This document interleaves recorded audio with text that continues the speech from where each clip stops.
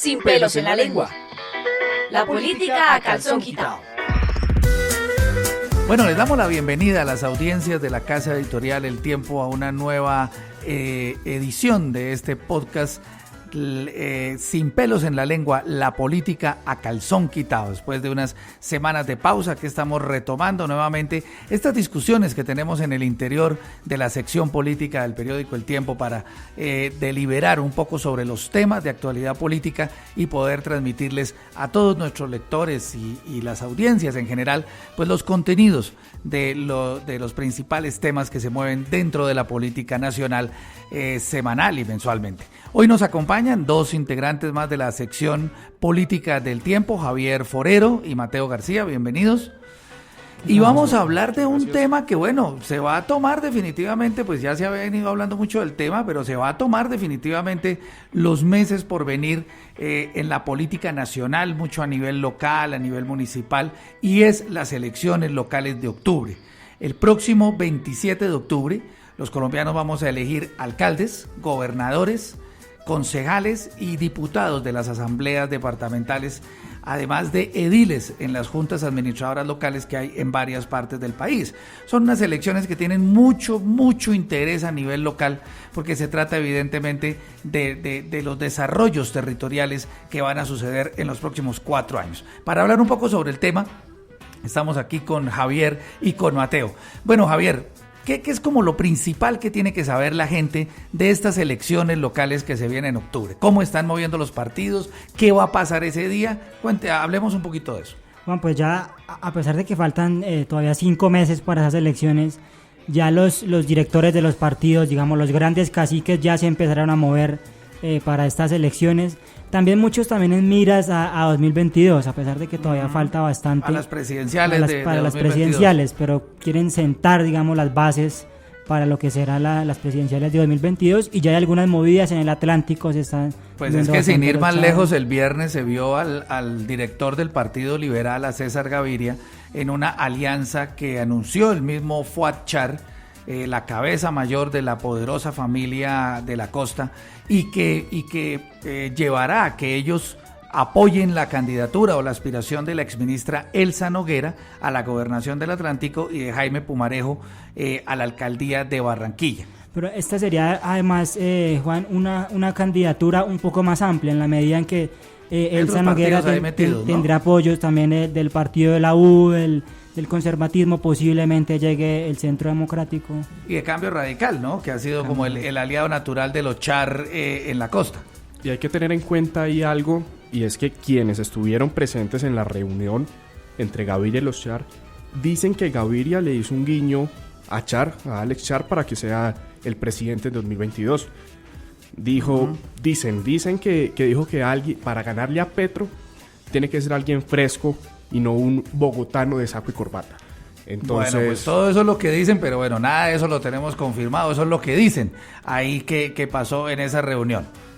Juan, pero además que esta movida que ocurrió el viernes pasado en Barranquilla, deja ver también que en Cambio Radical las cosas no están del todo tranquilas. Fuentes de la Casa Char nos dicen que en algún momento entre los Char y Germán Vargas Lleras, que es el director de Cambio Radical, no había comunicación ni siquiera telefónica, que hablaban mediante emisarios, y desde la Casa Char se le dijo a Germán Vargas Lleras que si no tenían el aval de Cambio Radical, Elsa Noguera se iba por firmas, que no tenían ningún problema sí, hay mucha gente que habla desde hace rato de como esos ruidos que ha habido en la comunicación entre el jefe natural de Cambio Radical, Germán Vargas Lleras, y la familia Char, que han tenido, como lo hablábamos, pues una alianza desde hace muchísimos años en la costa. Pero bueno, veremos a ver ese tema ahí entre los Char y Germán Vargas, pues cómo sigue evolucionando. ¿Qué podemos hablar de una cosa que le interesa muchísimo a la gente? Y es lo que va a pasar en Bogotá. Bogotá es la capital del país, hay varios precandidatos, hay aspirantes, hay gente recogiendo firmas. ¿Qué podemos hablar de eso, Mateo? Bueno, pues Bogotá tenemos una grande protagonista en este momento, que las encuestas la dan como virtual ganadora, que es Claudia López, por la Alianza Verde. Ella viene haciendo campaña ya oficialmente hace unos 2-3 meses y le ha ido muy bien en las encuestas. Y podría decirse que... Ahí se puede decir que la primera encuesta que ganó fue la que hicieron en el interior de Alianza Verde, que le ganó al otro precandidato que era Antonio Navarro, un candidato también muy bueno y que venía haciendo también una campaña desde hace rato. Pero bueno, esta encuesta primera se la ganó Claudia a Navarro. Sí, entonces vienen otros candidatos como Galán, que apenas empezó, sí. Carlos Fernando Galán, pero figura bien en las encuestas y la gente dice que, o bueno, se puede comentar que no es tan bueno tener tanta ventaja en las encuestas faltando 6 meses para las Sí, para como las tan elecciones. temprano, ¿no? Pero yo creo que la baraja en Bogotá aún no está del todo decantada, aún faltan candidatos por llegar. Tenemos el caso, por ejemplo, de David Luna. ¿Faltan? Uy, juepucha, pero hay ya como 10 precandidatos. ¿Usted cree que faltan? Pero vea usted que David Luna ya en Twitter se empezó a mover, está opinando sobre Bogotá, que el tema ambiental, que sobre el metro. Y él ha sido una persona protagonista en Bogotá en elecciones anteriores también. Pero además también tenemos que esperar qué pasa con Ángela María Robledo, que ella no descartó aspirar a la alcaldía, y la llegada de Ángela María Robledo puede cambiar el tablero político en la capital. Claro, sobre todo por los lados de la izquierda, ¿no? Que pues digamos hay como varios aspirantes, pero no se ve, al menos a la luz de los sondeos de opinión, no se ve uno que sea fuerte, que tenga ventaja. Bueno, Claudia es de centro izquierda y digamos hay muchos sectores de centro izquierda que están acompañándola. Pero claro, de la izquierda tradicional, pues no se ve uno que sea como el protagonista. Pero Claudia López también, claro, como es una mujer que, y lo muestran las encuestas, está teniendo mucho apoyo, mucha fuerza, pero también son muchos los contradictores que tiene. Es una mujer que tiene, su nombre tiende a polarizar y por allí pues podría recibir muchos ataques políticos. ¿Ustedes qué creen? Pero sí. No, es decir que en Bogotá, digamos, ocurre algo que tal vez no está ocurriendo en otras regiones, y es que ya hay un tema central de campaña que es el del metro. Y a partir de allí, de la posición que toman los candidatos, se puede ir decantando. Bueno, ¿y ustedes qué creen que pase con el uribismo en Bogotá? Ahí está la candidata Ángela Garzón, persona cercana al uribismo, pero parece que como que no despega mucho en las encuestas. ¿Qué puede pasar con el uribismo en Bogotá, Mateo? Podríamos decir, viendo los resultados, tanto para alcaldía y presidenciales y legislativos de los últimos años, que el uribismo no tiene mucha fuerza. Prueba de ello es el resultado de las elecciones presidenciales, donde primero en Bogotá gana Fajardo, segundo gana Petro, y el uribismo no tuvo mucho espacio. La candidata se ha estado moviendo y cuenta ya con el apoyo del partido, y entre ellos obviamente el expresidente Álvaro Uribe, pero en ese sentido, como el cómo se expresa cómo se expresan los bogotanos, eso no le favorece mucho, claro, históricamente. ¿Y qué dice Javier? ¿Será que sí levanta o no? Pues en la encuesta que se hizo la semana pasada está de cuarta.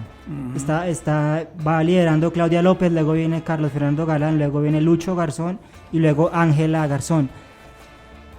Pero digamos no logró despegar del todo después de la encuesta interna que hizo el Centro Democrático con Samuel Hoyos y Diego Molano. Pero la directora del partido Centro Democrático, Nubia Estela Martínez, dijo que ellos van a esperar que avance la campaña, pero que no tienen problema en eventualmente hacer alianzas con otros partidos. Y Ángela no. Bueno, ese es otro tema ese que acaba de decir Javier, es un tema que va a ser protagonista en estas elecciones locales en varias partes, y es las coaliciones que se van a dar en muchísimos lugares de Colombia entre partidos de diferentes espectros ideológicos, pero que, digamos, van a tener candidatos conjuntos en muchísimas alcaldías y gobernaciones del país. Hay una norma que ha despertado como cierta curiosidad que se va a empezar a aplicar en las elecciones, según lo que ha dicho el Consejo Nacional Electoral, y es que los electores, para poder votar, tienen que dejar su firma y su huella registrada, porque dice el Consejo Electoral que esto evita la suplantación de electores. Lo que no se sabe muy bien es cómo van a aplicar eso. ¿Sí? ¿Será que eso sí sirve o será que no sirve o será que cómo funcionará eso? ¿Qué creen ustedes? Yo tengo la inquietud, Juan, usted que ha cubierto ya varias elecciones.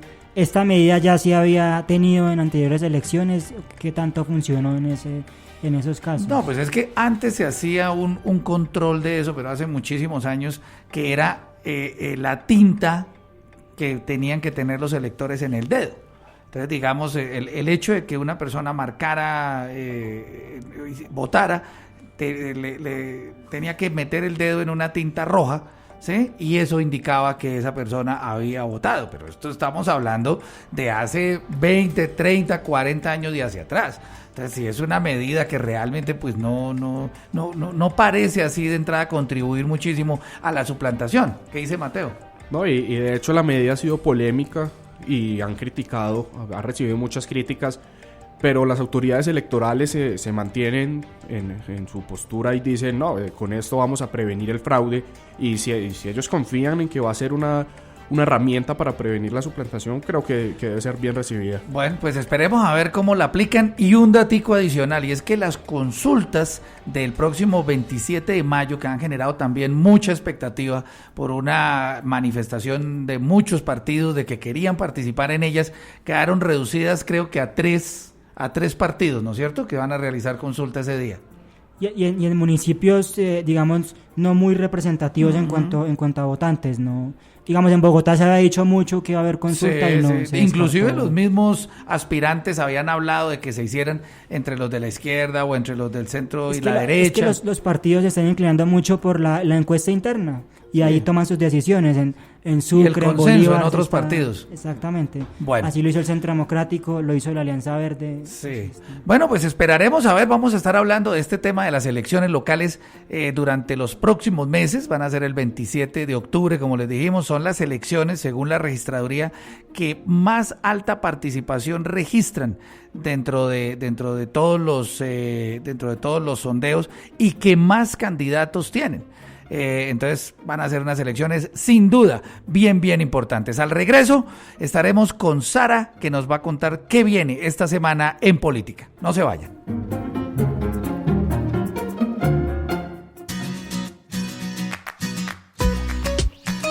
Escucha Padres sin Instrucciones, el nuevo podcast del Tiempo. Todo lo que nos pasa como papás desde el día en que empezamos a hacerlo.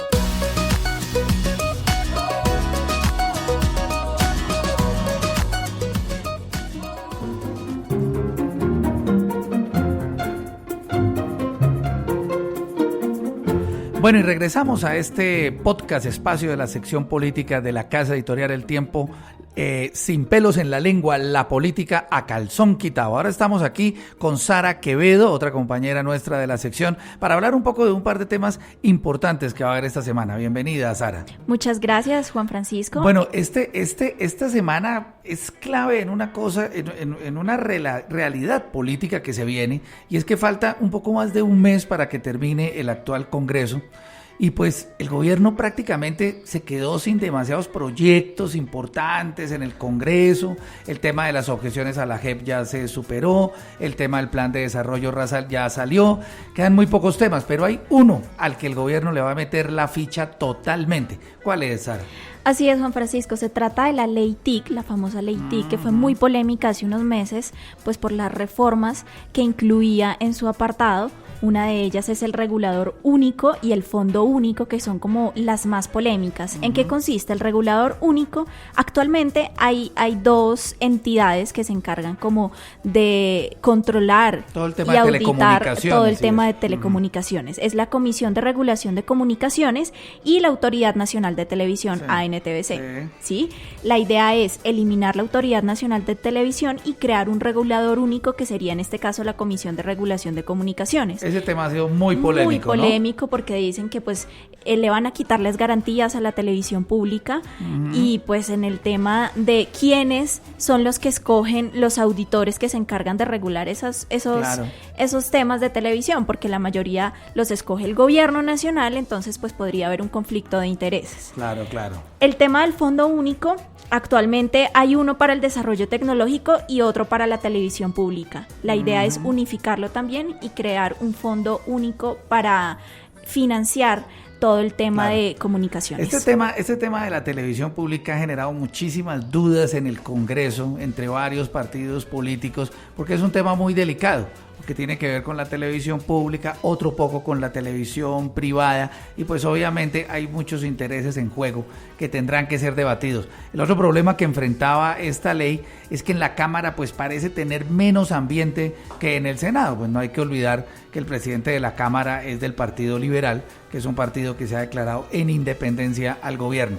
A esta ley nada más le faltan 2 debates, uno en la plenaria del Senado y otro en la plenaria de la Cámara, y precisamente este lunes el presidente Duque, en medio del Foro Concordia, realizó un nuevo llamado al Congreso para que se avance pronto en la aprobación de esta ley, que va a ser el tema prioritario no solamente del gobierno en el Congreso esta semana, sino en el mes y piquito por venir. Precisamente el Foro Concordia, bueno, es el otro tema que tenemos esta semana. Sara, ¿eso de qué se trata? Bueno, el Foro Concordia es un encuentro de los líderes de la región y líderes mundiales que vienen aquí a Bogotá. Concordia es una entidad que se encarga de realizar alianzas público-privadas para generar desarrollo en las regiones, y precisamente este lunes y este martes se va a celebrar acá en Bogotá el Foro Concordia, en el cual pues van a venir el presidente de la OEA, Luis Almagro, el presidente del Banco Interamericano de Desarrollo, Luis Alberto Moreno, y otras personalidades para fomentar el desarrollo en distintas áreas pues del país. Muy importante, sobre todo en temas tecnológicos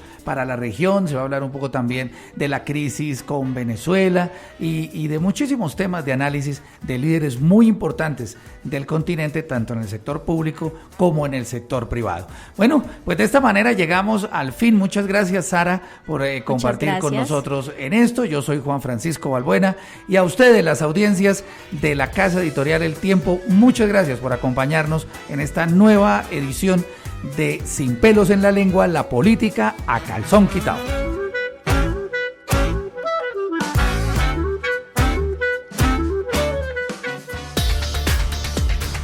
Escucha otros podcasts de El Tiempo ingresando a www.eltiempo.com/podcast.